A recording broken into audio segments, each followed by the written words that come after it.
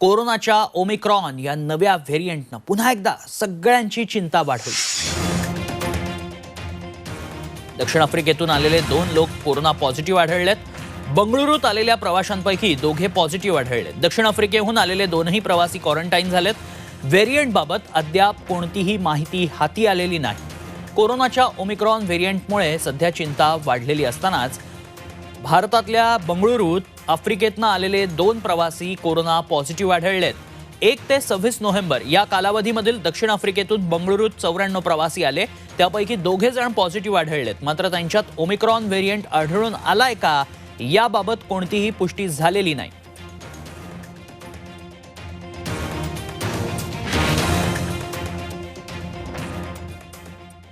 कोरोनाच्या ओमिक्रॉन व्हेरियंटचे 2 रुग्ण तिकडे इंग्लंडमध्ये देखील आढळले। इंग्लंडच्या आरोग्य मंत्र्यांनी माहिती दिली आहे। जर्मनीत ओमिक्रॉनचा एक संशयित रुग्ण आढळलाय। इंग्लंडमधील बाधित रुग्ण दक्षिण आफ्रिकेत प्रवास करून आले होते। दोघेही सध्या स्वतः विलगीकरणामध्ये, तसंच त्यांचा ठावठिकाणाही सापडल्याचं सांगण्यात आलंय। जर्मनीतला ओमिक्रॉनचा संशयित रुग्ण दक्षिण आफ्रिकेतून आल्याचं उघड झालंय, त्याला विलगीकरणामध्ये ठेवण्यात आल्याचं सांगण्यात येतंय। गेल्या काही आठवड्यात दक्षिण आफ्रिकेमधून आलेल्यांनी आपली माहिती कळवावी, तसंच चाचणी करून घ्यावी असं आवाहन जर्मन प्रशासनाकडून करण्यात आलंय।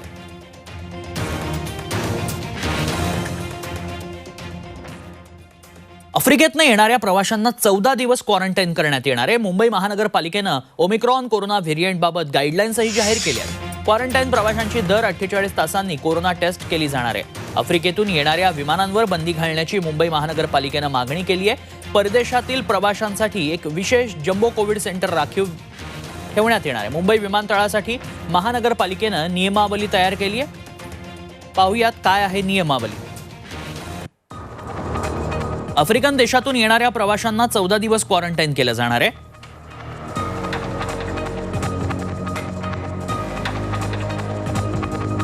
क्वारंटाईन प्रवाशांची दर 48 तासांनी कोरोना टेस्टही केली जाईल।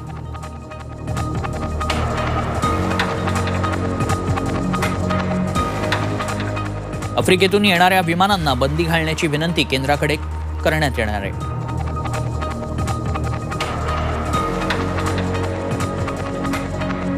परदेशातून येणाऱ्या प्रवाशांसाठी राखीव जम्बो कोविड सेंटर।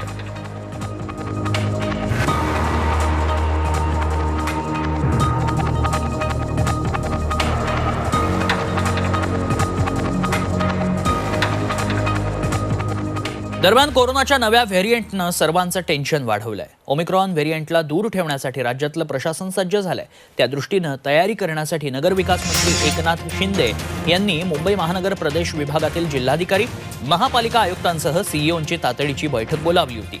या बैठकीत सर्व रुग्णालयं तसंच कोविड उपचार केंद्रांमधील आयसीयू, ऑक्सिजन आणि व्हेंटिलेटर उपकरणांची तपासणी करून सज्ज ठेवण्याचे निर्देश शिंदेंनी दिले। रुग्णालयं तसंच कोविड केंद्राच्या इमारती, अग्निशमन यंत्रणा आणि विद्युत ऑडिट करण्याच्या सूचना एकनाथ शिंदेंनी दिल्या आहेत।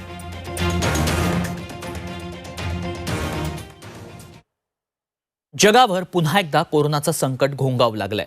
दक्षिण आफ्रिकेतील नव्या व्हेरियंटनं सगळ्यांची चिंता वाढवली आहे। WHOनं या व्हेरियंटला ओमिक्रॉन असं नाव दिलंय। हा विषाणू अतिशय चिंताजनक असल्याचं म्हणण्यात येतंय। हा व्हेरियंट डेल्टापेक्षा कित्येक पट घातक असल्यानं आरोग्य यंत्रणांना सतर्कतेचा इशारा देण्यात आलाय। या नव्या व्हेरियंटमुळे देशात पुन्हा एकदा लॉकडाऊनची भीती व्यक्त केली जातेय। त्या संदर्भातला एक खास रिपोर्ट पाहूया।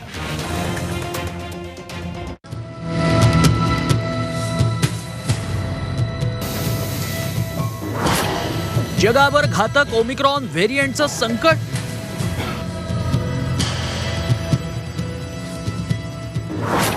अवघ्या 15 दिवसात पसरतो कोरोनाचा नवा व्हेरियंट।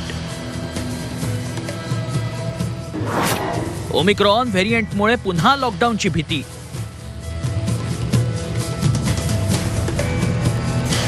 कोरोनाची लाट ओसरतीये असं वाटत असतानाच आता कोरोनाच्या नव्या व्हेरियंटनं दक्षिण आफ्रिकेत धुमाकूळ घातलाय। B.1.1.529 या नावानं ओळखल्या जाणाऱ्या व्हेरियंटला WHOनं ओमिक्रॉन असं नाव दिलंय। दक्षिण आफ्रिकेच्या 3 प्रांतात दररोज आढळणाऱ्या 90% रुग्णांमध्ये ओमिक्रॉन व्हेरियंट आढळून येतोय।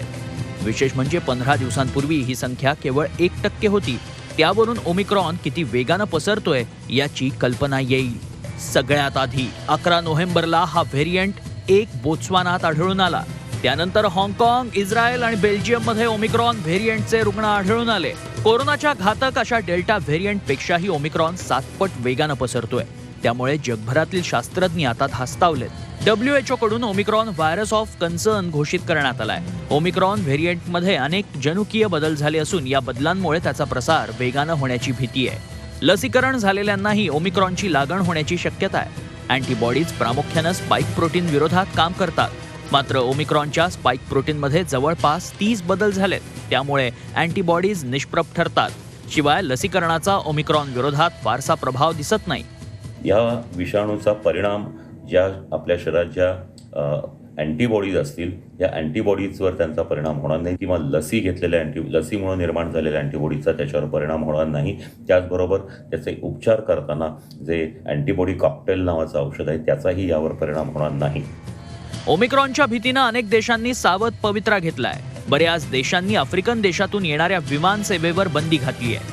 भारतानंही तशीच बंदी घालावी अशी मागणी आरोग्यमंत्री राजेश टोपेंनी केली आहे.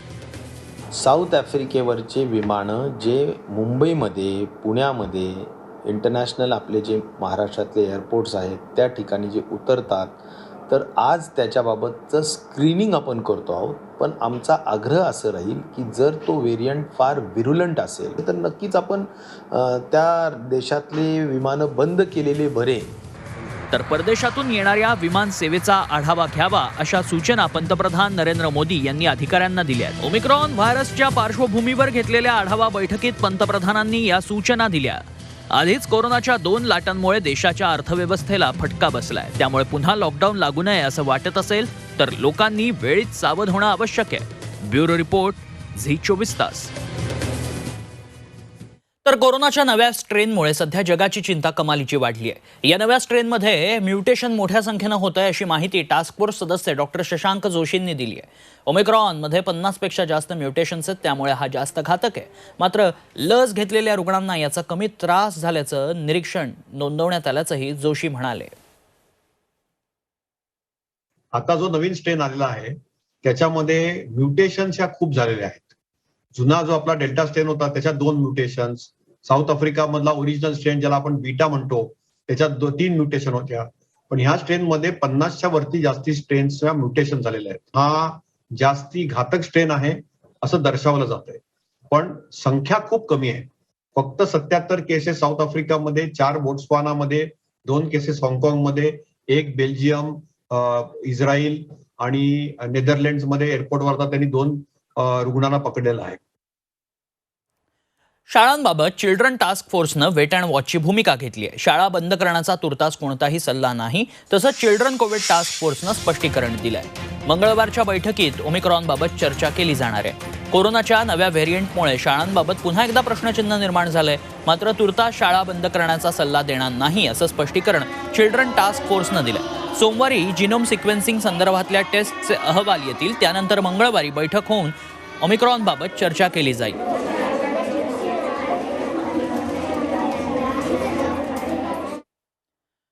तर 1 डिसेंबरपासून सगळे वर्ग सुरू करण्यात येणार असले तरी उद्या मुख्यमंत्री आरोग्य विभागाच्या अधिकाऱ्यांची बैठक घेणार असून त्यावेळी योग्य निर्णय घेतला जाईल असं आरोग्यमंत्री राजेश टोपेंनी सांगितलंय. त्यामुळे 1 तारखेपासून सगळे वर्ग सुरू होतील का याबाबत पुन्हा शंका उपस्थित झाली आहे. सिटीमध्ये सुद्धा 1ली ते 7वी सुरू नाही आहे आणि ग्रामीणमध्ये 1ली ते 4थी सुरू नाही. हे संपूर्णच 1 डिसेंबरपासून सुरू होईल. कारण जरी साऊथ आफ्रिकेमध्ये नवीन व्हेरियंट आढळलेला असला तरी आपल्या देशात आणि आपल्या राज्यात त्याचा लगेच परिणाम व्हावं आणि त्यामुळे मुलांची शाळा थांबवावी असं कारण वाटत नाही. तरीसुद्धा माननीय मुख्यमंत्री महोदय आज म्हणजे उद्या सायंकाळी 5 वाजता 5:30 वाजता संपूर्ण प्रशासनाची आणि आरोग्य विभागाची VC घेत आहेत. तर त्यामध्ये सुद्धा अशा काही बाबींची चर्चा निश्चित प्रकारे होईल.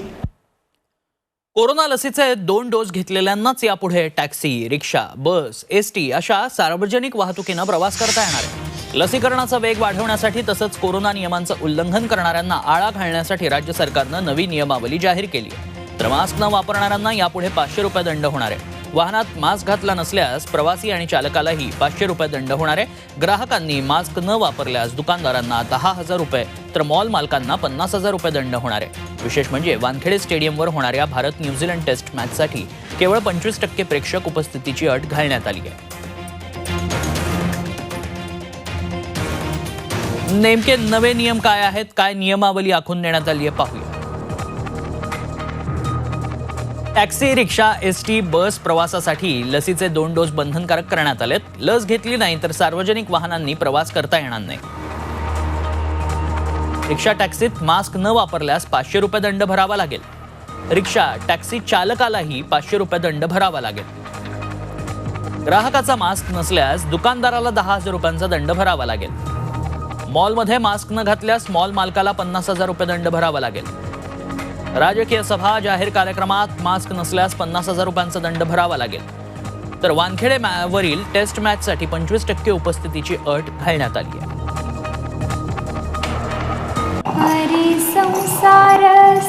बहिणाबाईंची जात्यावरची ओवी म्हणजे